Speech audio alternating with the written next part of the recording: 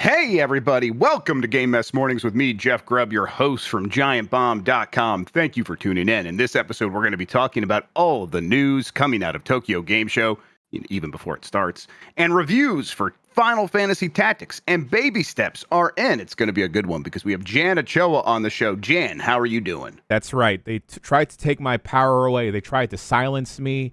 I did not get raptured. So I demanded I'm going to be here on a Wednesday because I need to yap a bit, Grubb. Yeah, we need to get you back on the website, back out there talking as soon as possible. You are now generating your own electricity, rubbing potatoes together, I think. I'm not sure what you're doing over there. Oh, yeah. I found a science fair book at one of those free libraries, and it just said connect wires to potatoes. And you know what? I went to Costco a couple of weeks ago, got a bag of potatoes. I'm good to go. My algorithm has shifted slightly in recent weeks for who knows what reason to advertising me survival meal kits, things that'll last for 15 years. Hell yeah. It's storage shelf stable, and there's like the book. It's called The Book. It's this collection of things you would need to do to restart society. I'm like, oh no, they have pegged me as a prepper. Oh boy. Look, they're not wrong, but I'm the least prepared prepper you've ever met. So maybe it is time I go ahead and get this book. You're like a jazz prepper, Grubb. Yeah, right. It's about the things I don't prep, Jan. Absolutely. Yeah. I feel like I should complete my bug out bag at least to really own this. I have some stuff in there, but not much. Maybe put some water bottles in there. Who knows? Forgive my ignorance, but for a bug out bag, is that supposed to cover your whole household or just a person? So would the gimmicks need their little buggy bags? Yeah, you can have a bag for each person, but I think the idea is you want to have at least 2 days worth of food and water and clothes and a few other things for each person. So if you have younger kids, they probably don't have their own bags, so that probably would all be in there. And then at that point, family of 4, you might as well have it all in 1 or 2 bags. But yeah, now the fun part is well, what if I get that ready and then I geolocate my second external home bag somewhere outside of my home that I can go find it in case I can't get into my home, Jan. What if I did that? You create your own geocache. My own personal geocache. I'll forget where I put it, and then I'll just have to write it down somewhere, put it in my phone. Grubb, they sell these I don't know if they're necessarily walkie-talkies and they're not quite satellite radios, but backpackers use these. That once they reach a specific coordinate, they will shoot off a text to a designated person saying "Hey, I'm over here." Yeah, I was also seeing there's a special open source texting protocol piece of hardware that people have been building that can latch on to just about any network and ride on top of it, but it's all secure and stuff like that. I don't know. I'm looking into these things. Grubb, so I figured it out. In the end game for this website is you streaming out of a bunker. Mike Minotti streaming out of a theme park, of course. Jeff Baclar streaming out of a hockey rink, right, or a refrigerator. I'm not quite sure where Dan would be streaming actually. Yeah, hell. And then me streaming out of a casino. Okay, well, I'll be right there. We'll come hang out. All right, let's explain ourselves. We're Giant Bomb. We're video game doofuses who do fun stuff on the internet, but we're independent now, and that means we need your help. So you can go to giantbomb.com/join, become a premium member if you want to help us continuing to do the things that we do over here. Gets you ad-free versions of the shows, tons of ad-free minutes worth of content each week. It is a lot of stuff. You can go ahead and get that on a special feed. Also gets you some other special goodies, and we are always working on more, but mostly, hey, we know that you guys really want to support us. We've seen that, and we want to thank everybody who has come through on that. If you want to join the party, it is giantbomb.com/join. As far as this show goes, most weekdays, I, Jeff Grubb, will help piece your gaming life back together. That includes breaking news and maybe even some of our own original reporting. For all these topics, I'll get the input of a bona fide expert who will make me look smart. If you are watching live on Twitch, welcome. You can always listen to the show later on podcast feeds by searching for Game Mess Mornings or find the RSS feed on giantbomb.com. You can also catch the show later with chapters and timestamps on YouTube. Hello, YouTube. All right, we have a lot to get into, so let's start the morning mess with baby step reviews. These started coming in yesterday, Jan. People were playing this game yesterday. I'm like, oh yeah, that thing's already out, I guess. It's out. It's out. People are playing it. I've played a little bit. Want to play more. This is certainly my genre. And really, it's like, to me, it's like, this is like one of the things I really appreciate that only video games can do. Only video games can like inaccurately sample what it's like to walk and really play around with that concept. And so what if we were oversampled and tried to be like, hey, let's get too granular with the controls of walking. What if we did that? And it's like, oh, this is actually way worse. And then what if we build a whole experience around that? I love that stuff. Love Bennett Foddy. Yeah. One of my favorite game developers. This game, I think I would have expected this.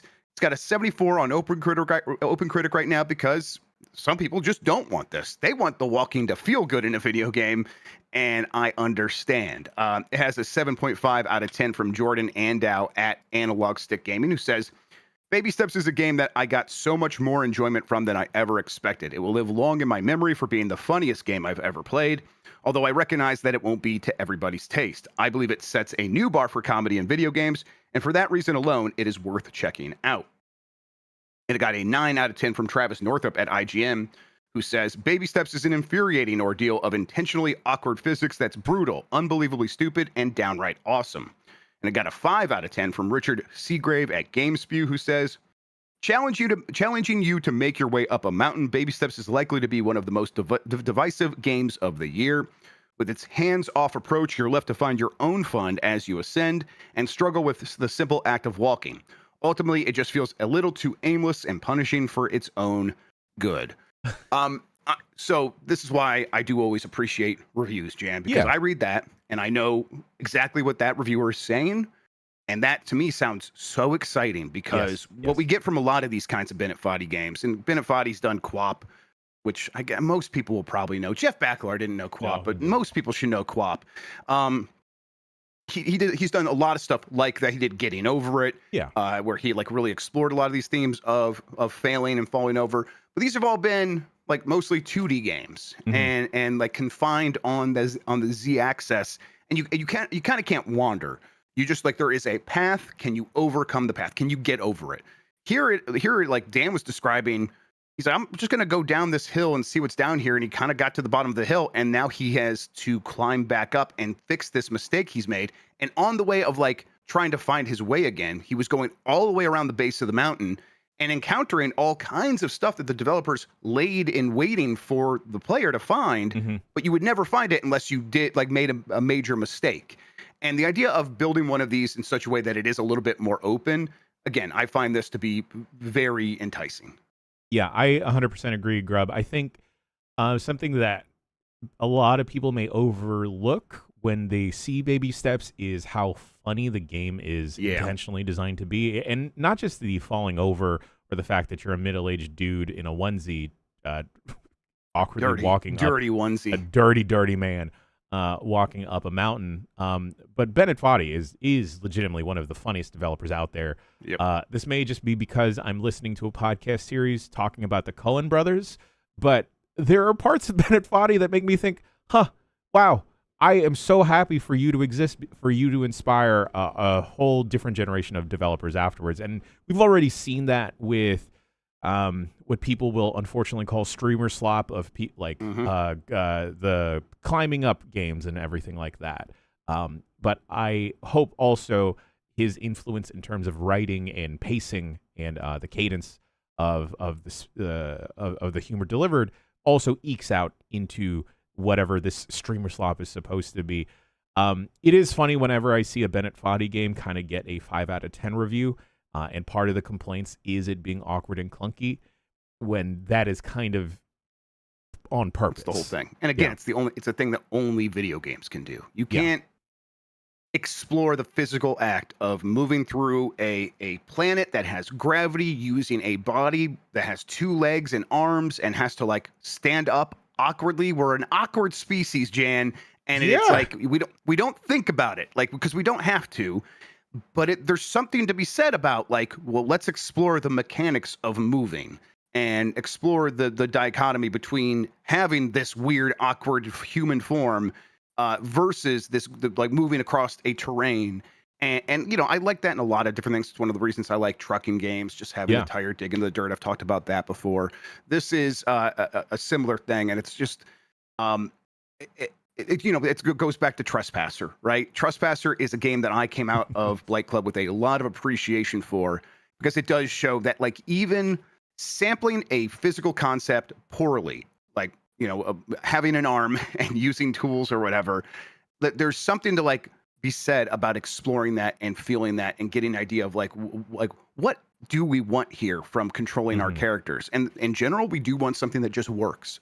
But what if we went the exact opposite direction to an extreme degree? And there's there's something poetic in the misery of moving these characters around. Yeah, I think I could easily see a think piece being written about the beauty and the tragedy of Bennett Foddy games, and tragedy mostly being just like the poor reflection of our human experience of going up and walking. And like you said, Grubb, that is something that is only attainable through the medium of video games. So I will support anything Bennett Foddy does. Yeah. Last thing on Bennett Foddy, who we're glazing up, but rightfully so. He definitely has created that space for all those games you were talking about, the streamer slop ones, where he's sort of proven that they can be artistic and thoughtful, and you can reuse assets from a store and build a game that says something still. That was getting over it for sure. And I talked to him about that. I remember I interviewed him when I was at GameSpeed, asking him, like, hey, like, how do you feel about games that just reuse assets? And he's like, I think this is something we should be protecting. We should be creating a literal safe space for these neophyte developers to come in here and look around and be like, I don't really know what I'm doing. I don't have any money to hire an artist, but I have an idea for a game. I'm going to throw some shit together, and I'm going to steal stuff, and maybe I'll have a kernel of a new idea. And he says it's worth all of the other, the problems of asset flip games and filling up the Steam store or filling up any store with a bunch of junk is worth it for protecting that kernel of a good idea in a random game from a random new developer.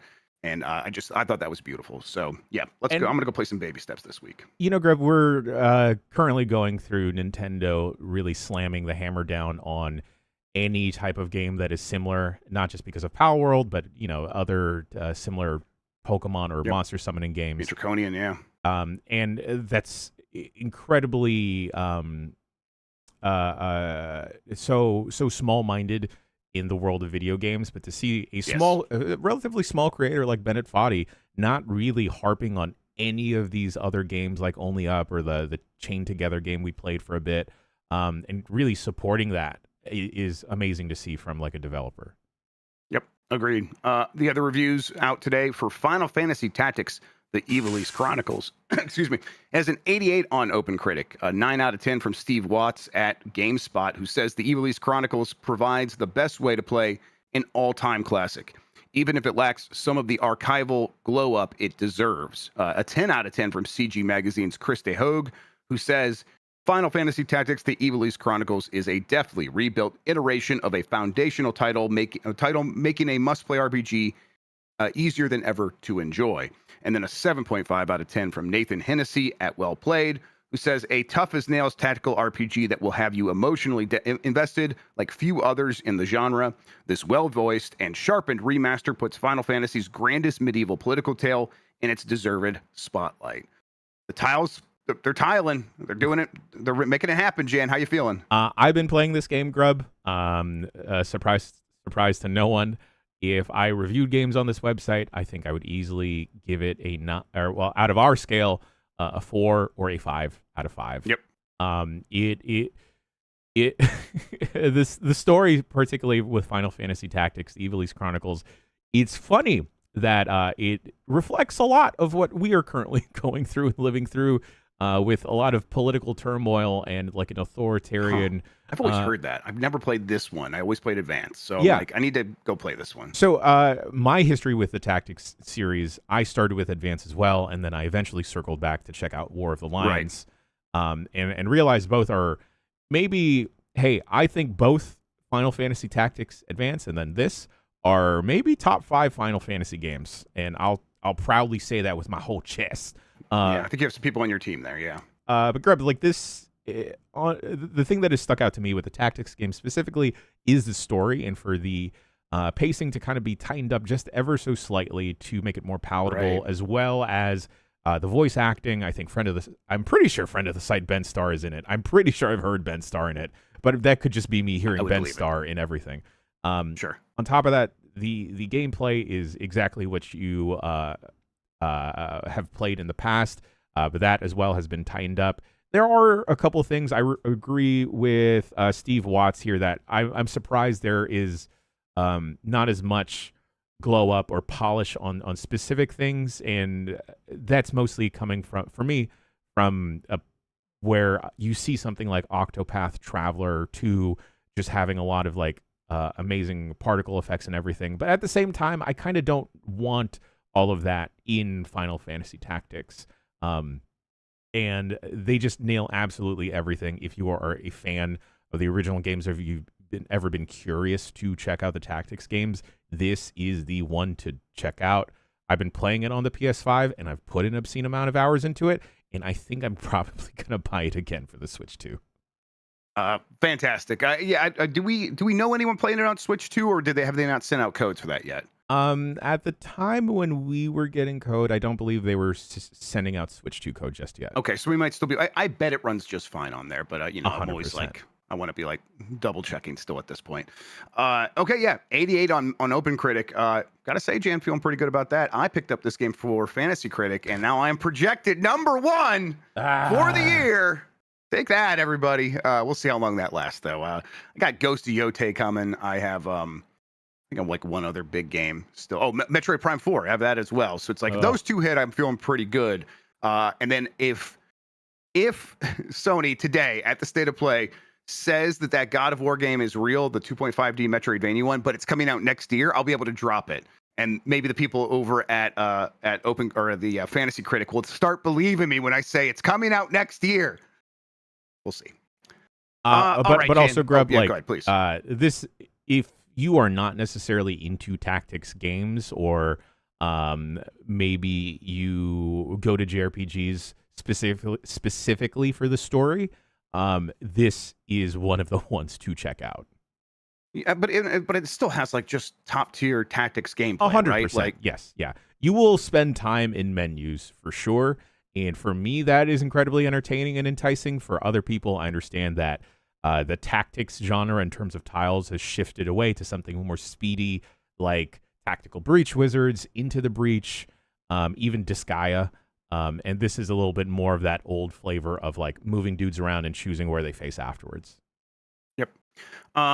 All right. Man, too many games, but this is one I'm going to get on Switch 2 and I'll at least give it a shot and take it from there. That's out September 30th, everybody. So yeah, early reviews. You'll be able to get it next week. We'll put out a quick look, guys. Yep. Looking forward to it. Days before release, Borderlands 4 is indefinitely delayed on Switch 2. So some games getting reviews, other games getting delayed. This is from Andy Robinson at VGC. Gearbox has indefinitely delayed the release of Borderlands 4 on Nintendo Switch 2 just 1 week ahead of its planned October 3rd release date. Announcing the news on social media, the developer said it had decided the Switch 2 version needs additional development time and that it does not take the decision lightly. It did not provide an explanation for why the decision has been made so close to the Switch 2 version's planned release, but it does say all digital pre-orders will now be canceled in accordance with Nintendo eShop policy. And then they basically, there's a quote here that just says, we need to delay it. They didn't say why.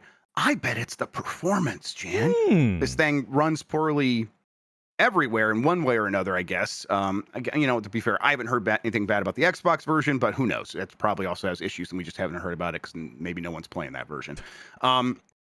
The PC version is dog doo-doo. Yeah. The PS5 version had a bad memory leak, and they probably need to focus on that PC version and get that one tightened up before they can put a lot of resources into getting the Switch 2 one up and running in a decent way. Because based on previews of people who have tried this at like certain shows, I think maybe there was a PAX where the people were playing it on Switch 2. It was real bad. Now, we've seen that not be a problem before. That happened with Outlaws, right? Star Wars Outlaws was running really bad at a show, I think Gamescom. And then like a week later, it was out and everyone was playing it, and it was the best port the Switch 2 has really seen of that type so far. I don't think Borderlands 4 was on that track though. No, I mean, Grubb, if like you had alluded to, if the game is running poorly on virtually everything else, I can't imagine that the Switch 2 out of all the ports would be smooth. Right. While this is a Borderlands 4 problem, a Gearbox problem, the Switch 2 being a portable handheld system that's not going to help the situation. It's only going to make it worse. It's going to exacerbate it. Yeah, I mean, we saw the Hitman ports having a lot of trouble there, but you see something like Star Wars Outlaws and the Cyberpunk port, and those are very positively received ports of those games, and those are big games too, Grubb. Yep. It's I don't know. I kind of want to see what Randy would say. He's not said anything about this. I kind of, if it had come out, I wonder what he would have said to people who started complaining about it. Get a premium handheld or something, as if there's another option for that on the console side. I don't know. Randy. Yeah, so Borderlands 4 new release date for the Switch 2. There isn't one. It's indefinitely delayed. We'll see what happens here. Mike asked me this, so I'll ask you when I was talking to him about it. Do you think this is a sign for like a negative or positive? Well, negative for Switch 2. Do you think this is an indication of what other developers are going to encounter, or do you think it's more of a Borderlands 4 problem? I think it's more of a Borderlands problem, Grubb. And correct me if I'm wrong, but I believe a lot of developers didn't get as much time with Switch 2 dev kits as they would have liked to in the lead-up process. Yeah, it's a crapshoot. Like some did, many did not, though. Yeah, so I can't imagine that. I don't think this is an indicator that the Switch 2 is going to be dog doo-doo, but you see success stories like Star Wars Outlaws, and I think the longer that the Switch 2 is out, the better the ports will be in the future. Something I'm interested in seeing how it performs further down the line are the Final Fantasy VII remakes. That second one is a big, beefy game, since it is more open world than the first one, so I'm very curious, Grubb, as to what that will look like and perform. All right. Well, we're going to actually let's do this next story and then we'll take a break. Supergiant confirms Switch physical edition. This is just kind of a quick update. Hey, a physical edition of Hades 2 is coming on November 20th. This is from the Supergiant Games account on Twitter. It will include both the Nintendo Switch 2 and Switch versions of the game on a standard game card. It will all be on the card. It also includes a full-color character compendium booklet, soundtrack download code, and reversible cover. It is going to be, I believe, $50. So it is more expensive than what the game should be once it goes into 1.0, which I think is when it jumps from $30 to $40, I want to say. But yeah, they are promising quite a bit of extra stuff in here and giving you the whole game on the card. So the premium price to use one of those 64 gigabyte cards, I do think most people who are interested in buying physical games on Switch who have said negative things about the game key cards have mostly accepted the idea of paying a little bit extra to get the game on the card. It stinks that that's the way it works, but I think this is giving people what they want. And I do think Hades 2 will be rewarded for doing so, especially on the Switch. What do you think? Grubb, this Hades 2, I feel like is going to be positively received across audiences, no matter what hurdles folks have to jump through. It's great to see Supergiant.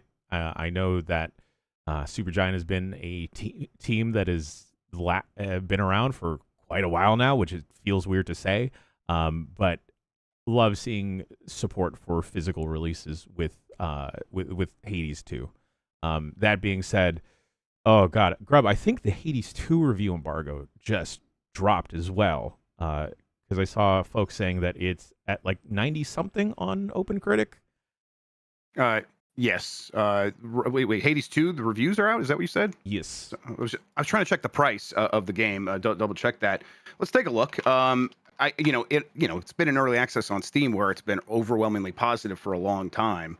Let's take a look here. Google. 93 on OpenCritic. Hades 2 OpenCritic. All right, let's take a look. Hades 2 reviews. How many have we gotten so far? Oh, okay. They have 35. All right. It's got a 90. Oh, boy. Jeezy, crazy. All right. So let's hit this real quick. It is ranked in the 100th percentile of games scored on OpenCritic with a 92. Zick Lou at RPG Fan gave it a 90. says if Hades is action, Hades 2 is precision.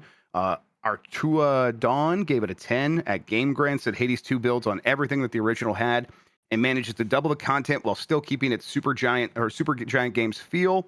It has unrivaled roguelite elements that prioritizes player skill over randomization and content aplenty that you won't be left wanting for more. Hey, Jan, I've been playing this game. Yeah, I've been playing this game. Yes, I checked my timer. I had about 3 hours in the early access version. Always wanted to spend more time. You did spend quite a bit more time. So you've been tracking this game, and now we are playing the final build. How are you feeling about it? I think I put about 60 hours in, and that was before like the most recent substantial update. I had stopped playing the game maybe around like November of last year, I want to say.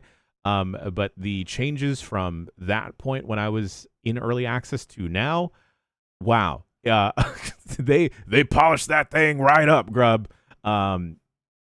It is definitely going to be an initial adjustment for people's muscle memory from Hades 1 to 2. It's got a different heartbeat. It's got a different rhythm, a different sort of beats per minute. Yeah.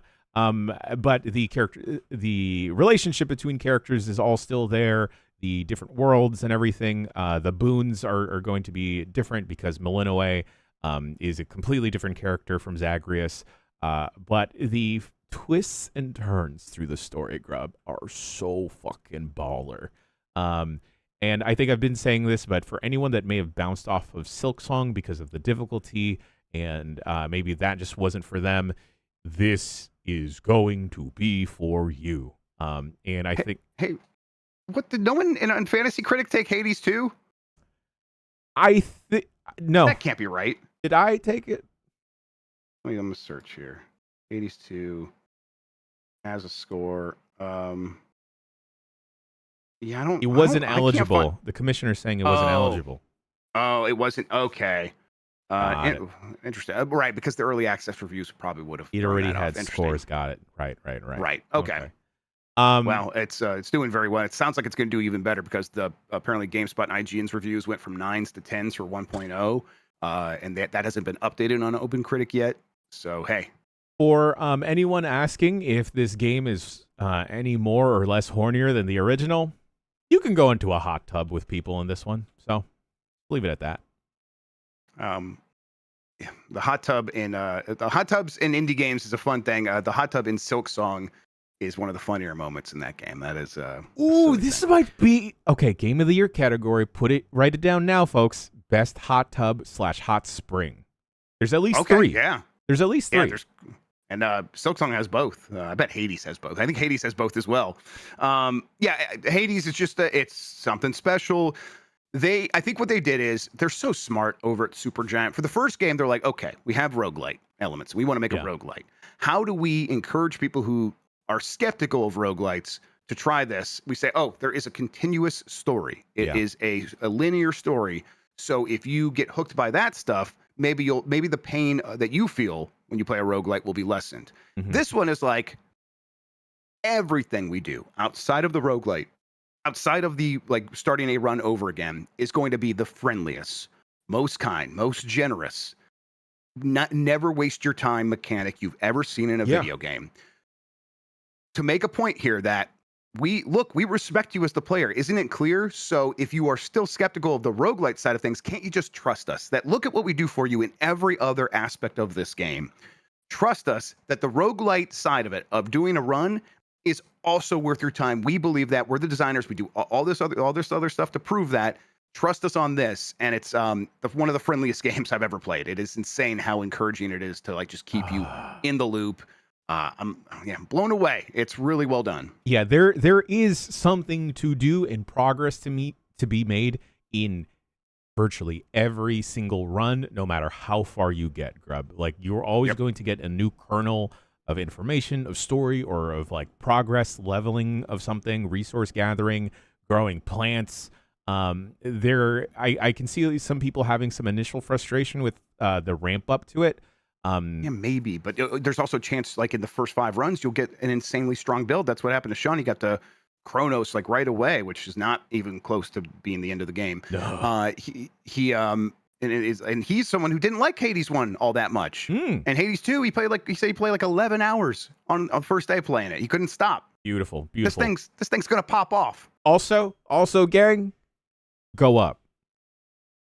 Yeah, and I was like, is that a spoiler? No, they just have a door there that says "Go up," and it's like, okay, hell yeah, let's go.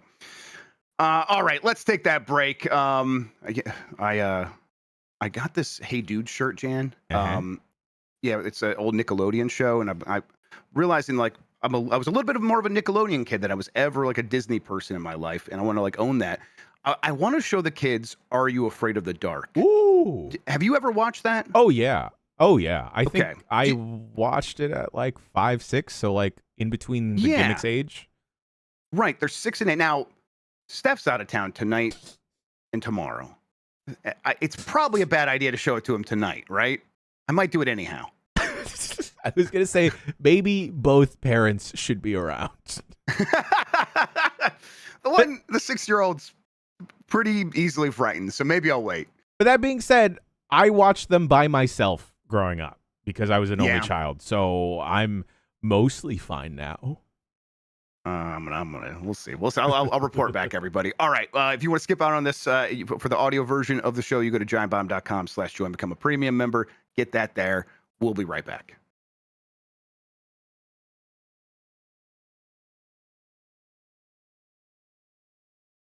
All right, we are back. It's Game Mess Mornings. Jeff Grubb, Jan Ochoa. We're getting right back into the headlines here with Yakuza news. This is Tokyo Game Show news. There is a bunch of showcases and developers hawking their wares in various video formats.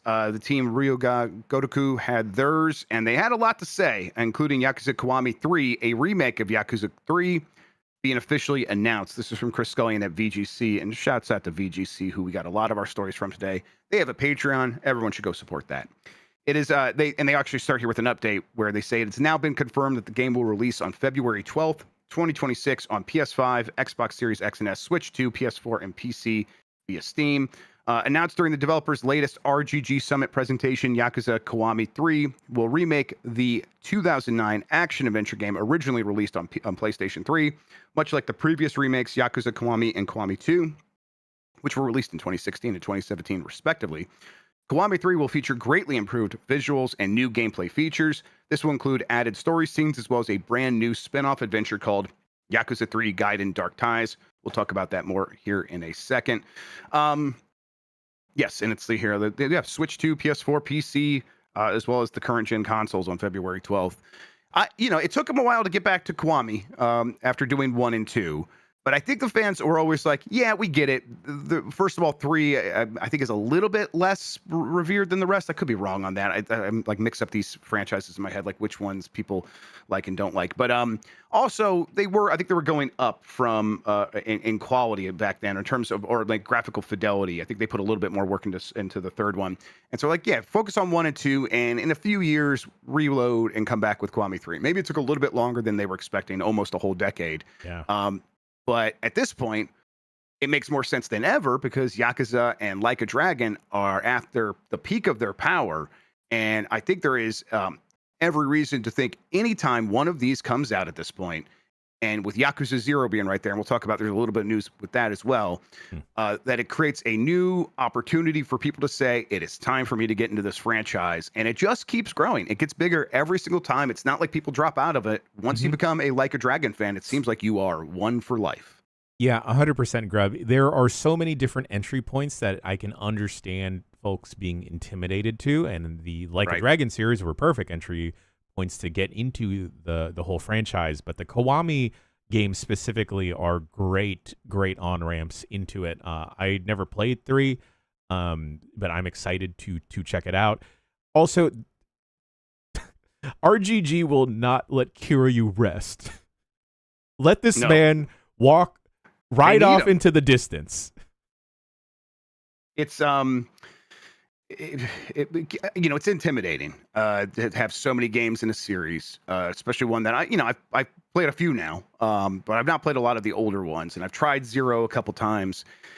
And yet, despite it being intimidating because there's so many entries and so many newer entries, and they keep adding spin-offs, something about the way that they curate and care for and sort of tend to this franchise makes it feel more welcoming of like, if I get on board, I know I'm not going to be wasting my time. I know Sega is going to follow this up and my fandom will be rewarded. And there's something to be said for them sort of figuring that out and unlocking it in an efficient and affordable way. The franchise where they just are very smart about how they use their resources and reuse resources and assets.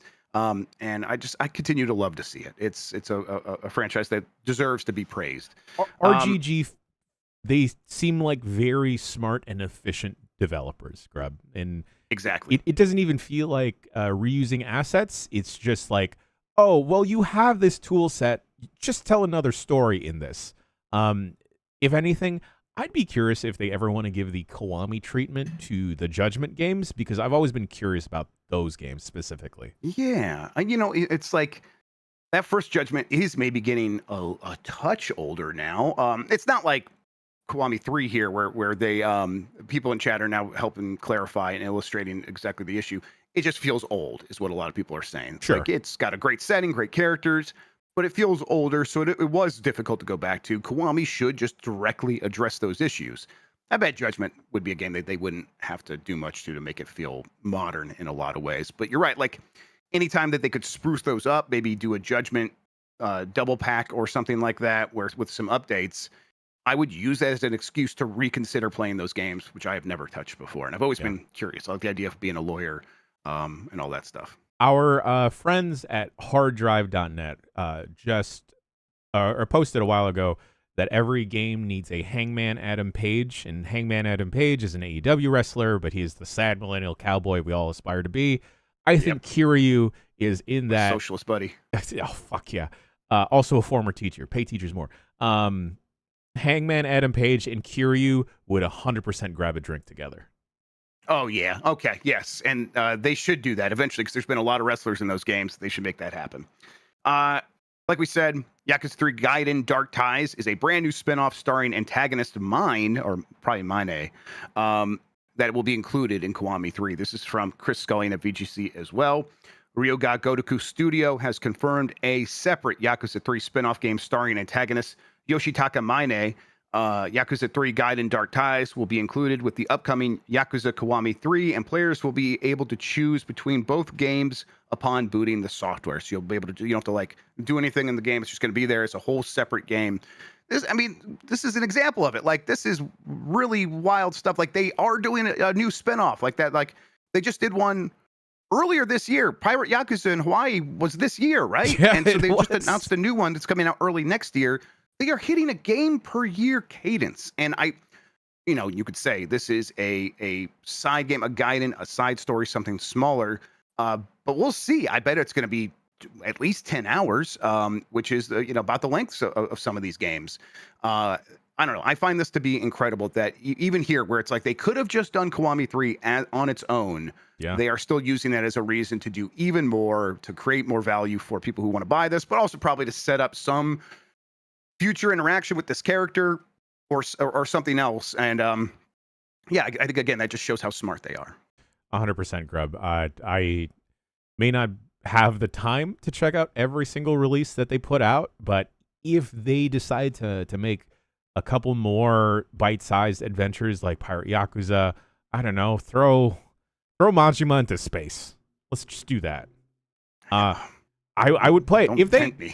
If they wanted to, and I guess for folks that haven't checked it out, Promise Mascot Agency is basically all of the Yakuza minigames. People said I have to try that. They said I would really like that, and that sounds awesome. It is kind of that sim-ish stuff that you jive well with, Grubb.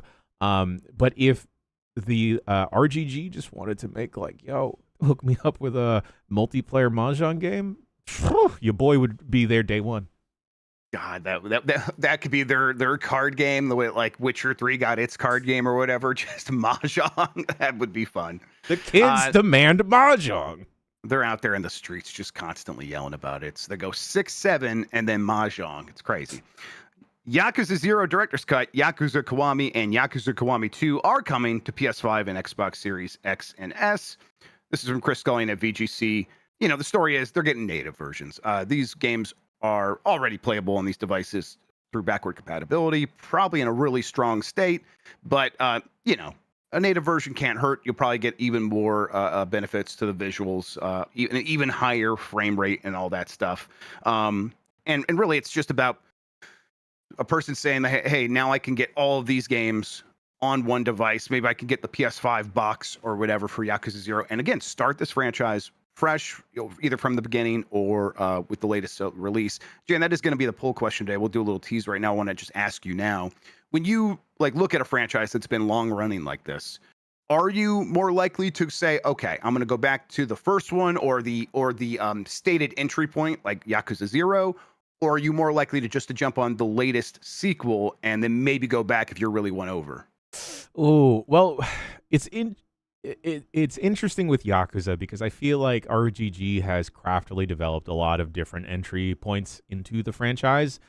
But then you look at something like Dragon Quest or Final Fantasy, and that it becomes a harder ask because at some point the games just are completely different. Well, they are all completely different from each other. So it's and there is no through line with the story from game to game for the most part.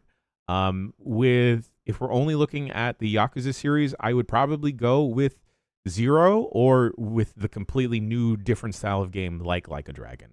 Right. A new obvious entry point. Good point. Okay. Yeah, I was happy to. I did play a lot of Yakuza 7, Like a Dragon, but it really was Like a Dragon Infinite Wealth was really my first one that I super got into and finished it. And yeah, and now I'm like, okay, I will at some point go play Yakuza 0. Mike keeps talking about after he gets done with this FromSoft catch up and stuff like that, streaming the Yakuza games from the beginning, and I think that would just be such a good time. All right, Pragmata gets a new gameplay trailer, but still no release date from Chris Scullion at VGC. Really, as far as we're going here with an audio podcast, we won't talk too much about the trailer, although it continues to look really good. But they are giving the vague 2026 release window, and that's it.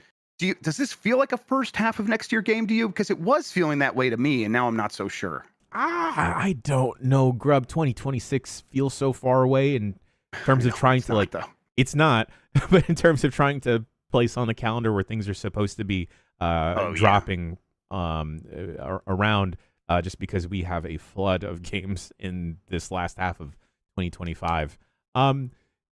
I could see them pushing this off and kind of like skirting away from early 2026. But there is that other game that they've been working on as well. I forget the name of it. It's like 1920s, 1930s Japan. Oh yeah, Project Century, like a heaven, like a virgin, something like that. Touched for the very first time, yeah.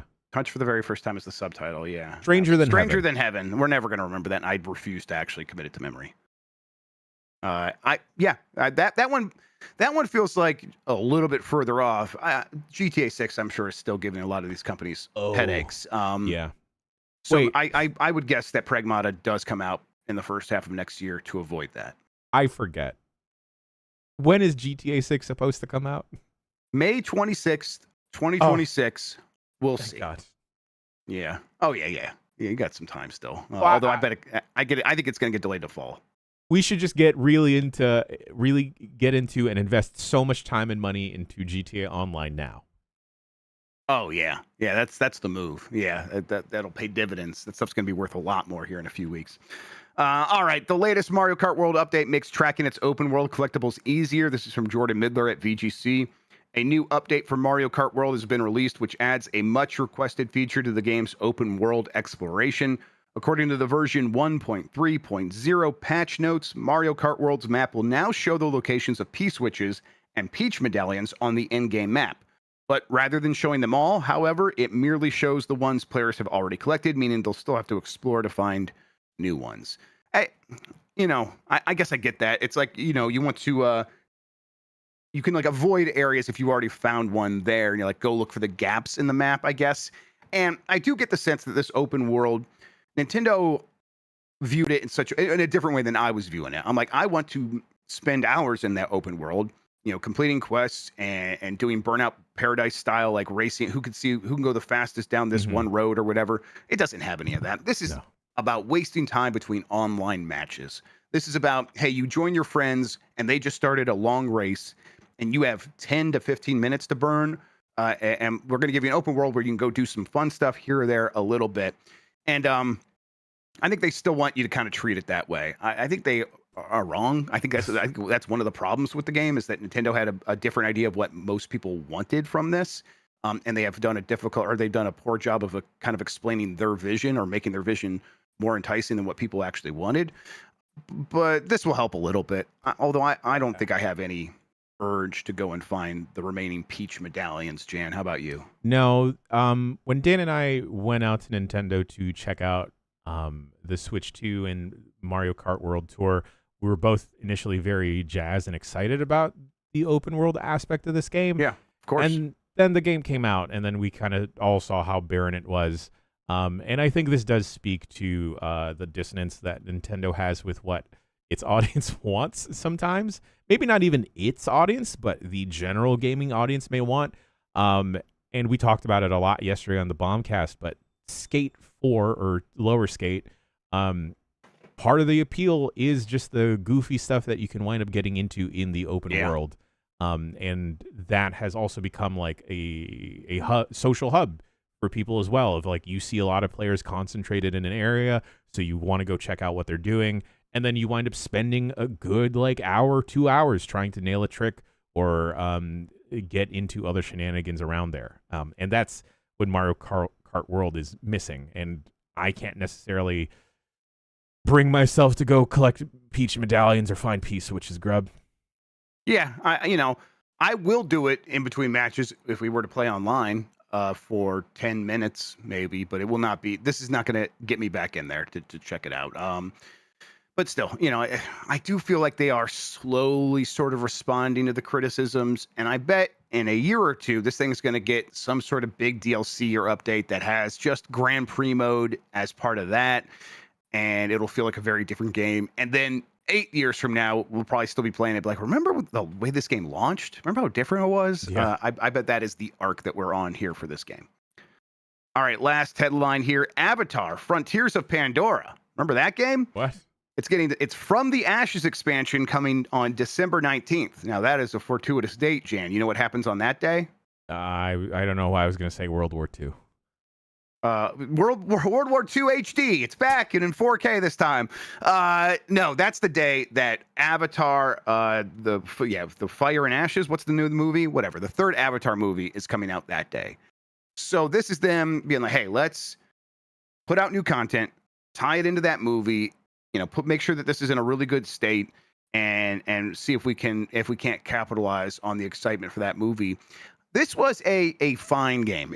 I enjoyed what I played of it. It's an open world Avatar game. It's not perfect, but it's I don't know. I thought it was okay, and I'd be willing to see some new content or to see at least the updated version and maybe actually go back and finish that campaign. They are adding new stuff as well, third-person mode, which is something a lot of people are asking for. Now, I think that's for cowards. It's a first-person game. Play a first-person game in first person, but a lot of people just don't like that. I get it. This will help with that, and people will feel more immersed because that's what they want from a video game. And Ubisoft is responding to that. I think this is probably the trend that we will see a lot more of, Jan, of games that are made to be first-person or third-person, just giving you the option to do the other one. Because at the end of the day, why not? Yeah, I mean, we're seeing that with Resident Evil Requiem, and I enjoy the ability to switch between first or third person. Right. Either way, I'm still scared poopless, so that's not helping me at all. But I guess, I don't know.